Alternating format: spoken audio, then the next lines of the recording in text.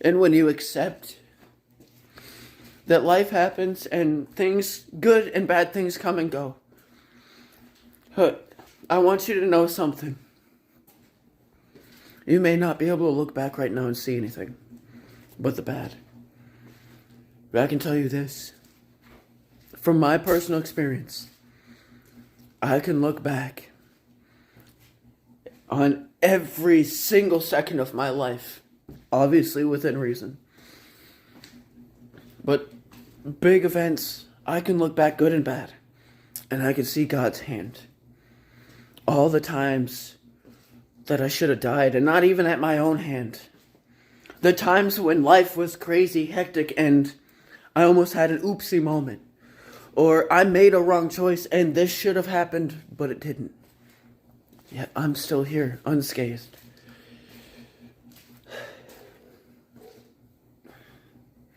There's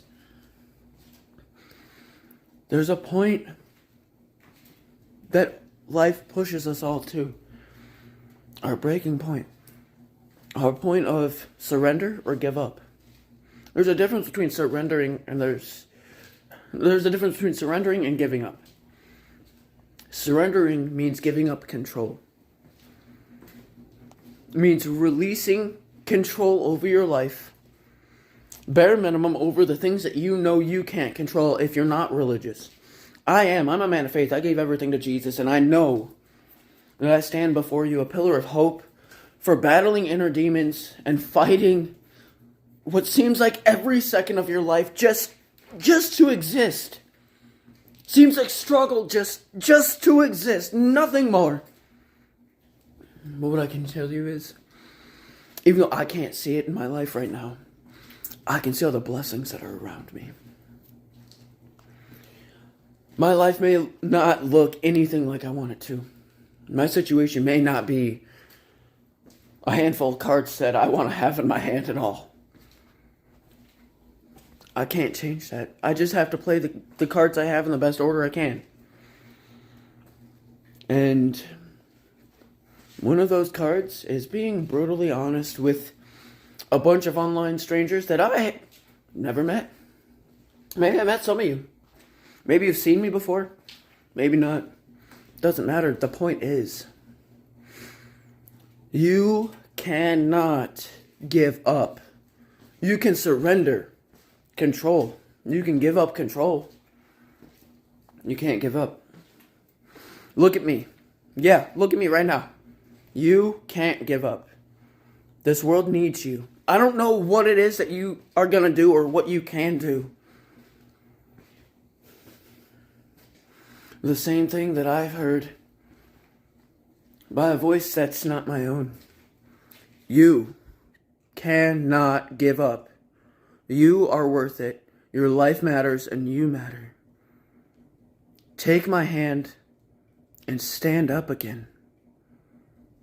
Don't give up. Don't throw it all away.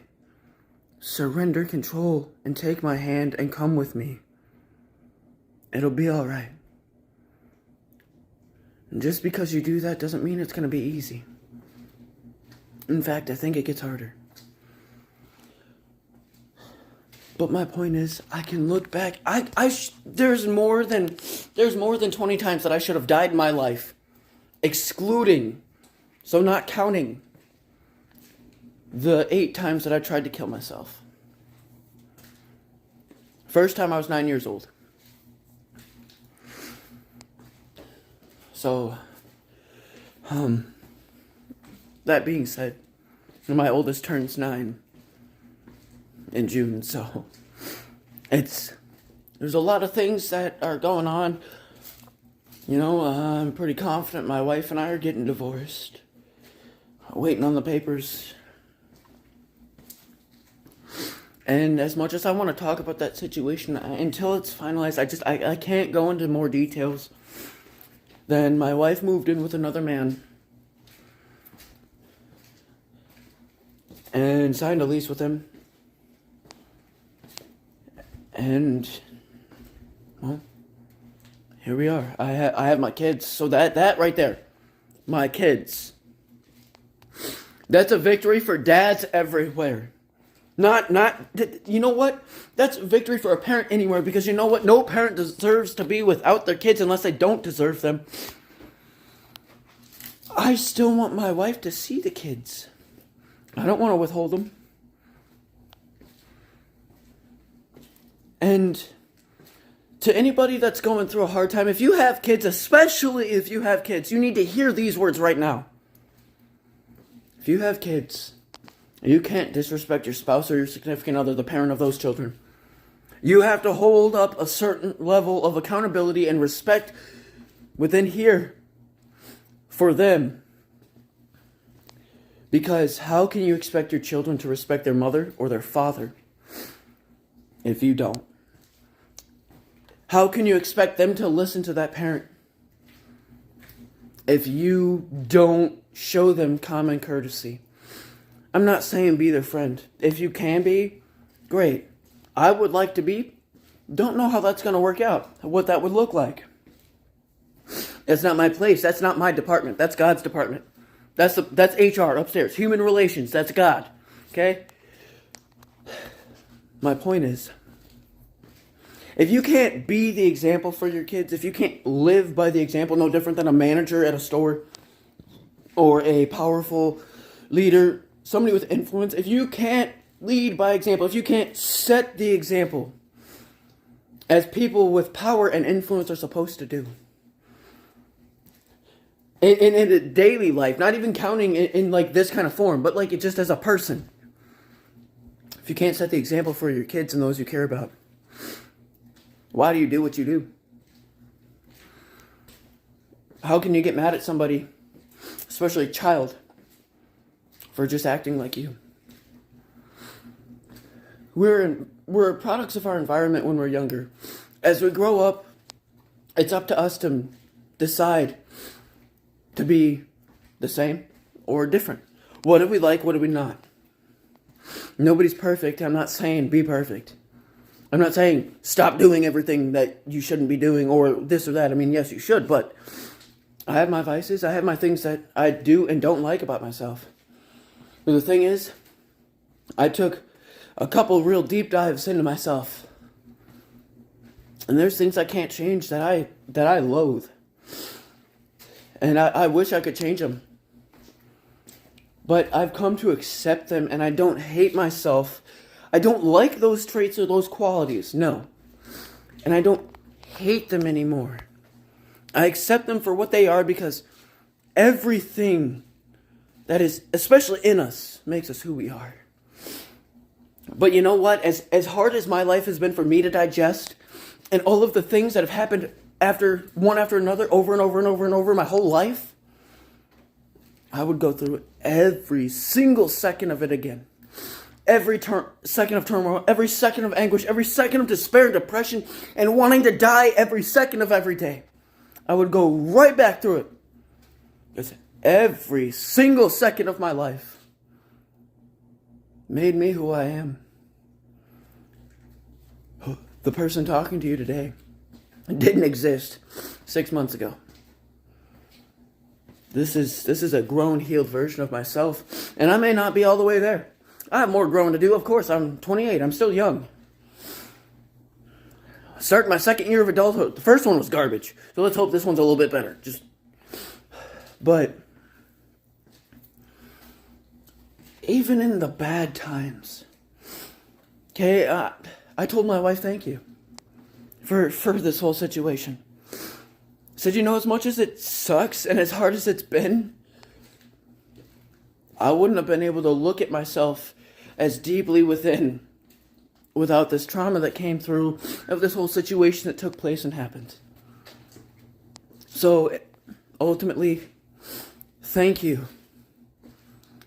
Thank you for pushing me over that edge to where I could tell I was broken, and I had to figure out a way to make amends within myself for me. Thank you for allowing me the desperation to dive off the cave of myself within, to find me, to find the man that I lost along the way in the last 8 years. And I'm forever grateful to her for that. I wish it didn't have to be the way it did. No different than I wish my grandfather, my dad's dad, hadn't had to crash my dad's brand new motorcycle and almost died just to find out that he would have died within that year anyway if he hadn't had that accident. So we got 7 more years with him than we shouldn't have got. I'm not saying that, everything bad that happens for you, but I'm not saying that it doesn't happen for you. It's all about your perspective and your attitude and your willingness to see from a different perspective and a different filter or a different lens, if you will. When you look at reality for what reality is and what is going on in your life, it gives you a little taste, a different perspective, and it gives you the ability to look at your life and yourself in a new way. Because I'm not saying I haven't changed. I'm not saying I haven't grown. I'm the same person that I lost before I was grown. I'm just older, wiser now. Not much different. I mean, I still look about the same. Just have glasses now, and My point is, the darkness can seem so comforting and so calming. It's a trap. If you're under the blanket of depression and the veil of despair, you need to remove those from your eyes, uncover the unclean filter that you wear. Take off that blanket because it's not security. It's inferiority, and it's keeping you down and oppressing you from living out your destiny. I'm not saying it's easy. I'm not saying that at all. I'm not saying you're weak, but you gotta start to crawl at least.